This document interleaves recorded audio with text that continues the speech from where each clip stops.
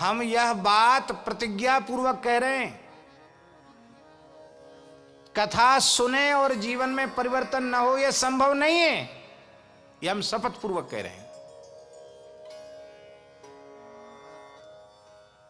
कथा श्रवण से जीवन में परिवर्तन अवश्य होता है, इसमें कोई संदेह नहीं। श्रद्धा पूर्वक कथा सुने, अवश्य परिवर्तन होता है।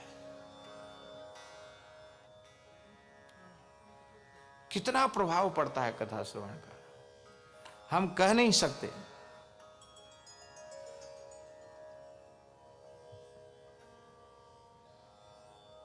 जिनके घरों में नित्य भगवान की कथा होती है, उनके बालकों के, छोटे छोटे बालक बालिकाओं के चित्त पर कितना प्रभाव पड़ता होगा। हमारे यहाँ आचार्य जी एक महात्मा रहते हैं, बहुत अच्छे महात्मा हैं, जिनको महात्मा कहना चाहिए वो है।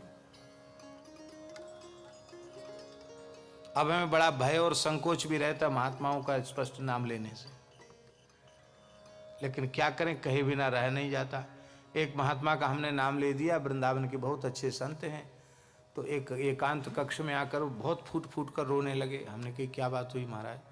बोले महाराज हम गरीब साधु जैसे तैसे वृंदावन में पड़े हैं, ब्रज में पड़े हैं, भजन कर रहे हैं, आप कथावाचक हो, आप हमारा नाम कहीं व्यासपीठ से ले दोगे तो दुनिया तो खा जाएगी, हमको परेशान करेगी, आप ऐसा मत करो। कथा में आ जाएं तो ये भी मत कहो कि आगे आके बैठो। ऐसे अनेक संत आते हैं ब्रज में, दास जब कथा कहता है 3-3 लक्ष नाम करने वाले संत, अहर्निश नाम करने वाले संत, लेकिन ऐसे बैठ जाते हैं, कहीं भी सामान्य भाव से बैठ जाते हैं।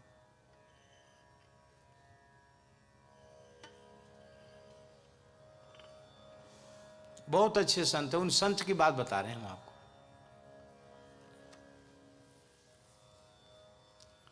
लगभग 50 वर्ष से ऊपर वृंदावन में हो गया उनको, ब्रज के बाहर जाने की तो बात ही नहीं है।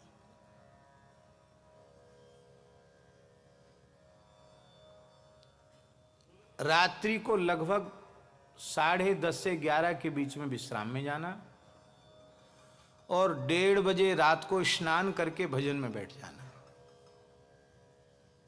यह साधन कम से कम 50 साल से लगातार एक जैसा चल रहा है।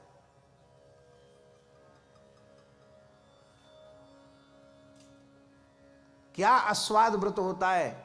कम से कम 25 वर्ष तक तो केवल यमुना जी के जल में रोटी भिजा लेते और पा लेते एक बार, हमने आंखों से देखा है। बाद में हमारे महाराज जी ने कहा कि अब बहुत तपस्या हो गई, क्योंकि शरीर में काफ़ी कुछ कमजोरी हो गई थी, कुछ बीमार हुए तो रामकृष्ण मिशन ले गए उनको और कुछ खाए नहीं। तो वहाँ के स्वामी जी बड़े नाराज हुए, कैसे महात्मा को भर्ती किया, कुछ खाता ही नहीं है। दूध बोले नहीं, घी बोले नहीं, दही बोले नहीं, खिचड़ी नहीं, फल नहीं, मिठाई नहीं, अरे तो क्या खाते? रोटी जमुना जी के जल में भिजा के। बोले इसके शरीर में बहुत कमजोरी आ गई। फिर महाराज जी ने समझाया कि बहुत तपस्या हो गई, अब जो ठाकुर जी को भोग लगता कुछ ले लिया। अभी बड़ा अद्भुत जीवन है उनका। हरि तज किमपि प्रयोजन नहीं, ऐसे महात्मा है। और खरे इतने हैं कि हमको भी टोकने में या हमारी भी कोई अनुचित बात को तुरंत टोकने में उनको कोई संकोच नहीं। अच्छे महात्मा मरुपीठ में विराजते हैं। तो एक बार हमने उनसे पूछा, हमने कहा महाराज जी आप वृंदावन कैसे आ गए, साधु कैसे बन गए? बहुत पहले की बात। उन्होंने कहा कि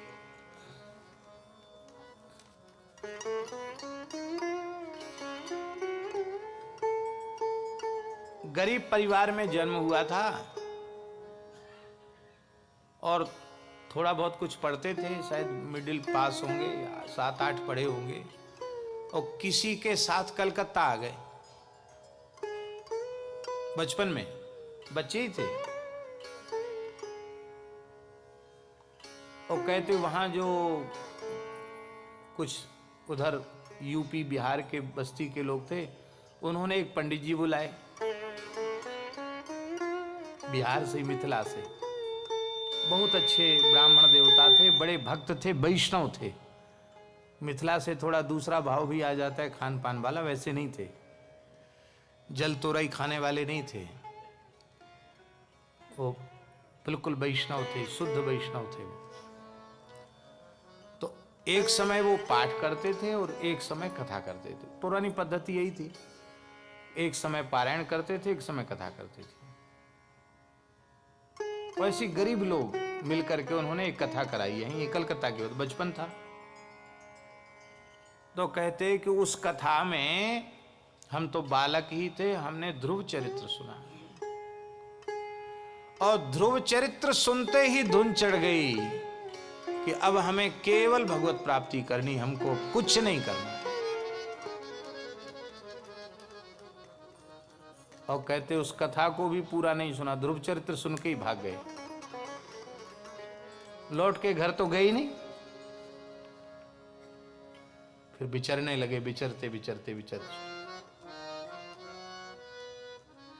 अब तो खैर शरीर की अवस्था 80 से ऊपर की होगी उनकी। लेकिन एक बात बता रहे हैं आप,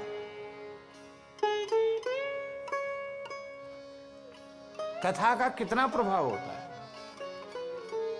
बहुत प्रभाव होता है कथा का जीवन में। पर क्या करें, कथा सुनते ही नहीं, श्रद्धा पूर्वक नहीं सुनते, कथा में रुचि नहीं जगती, इसलिए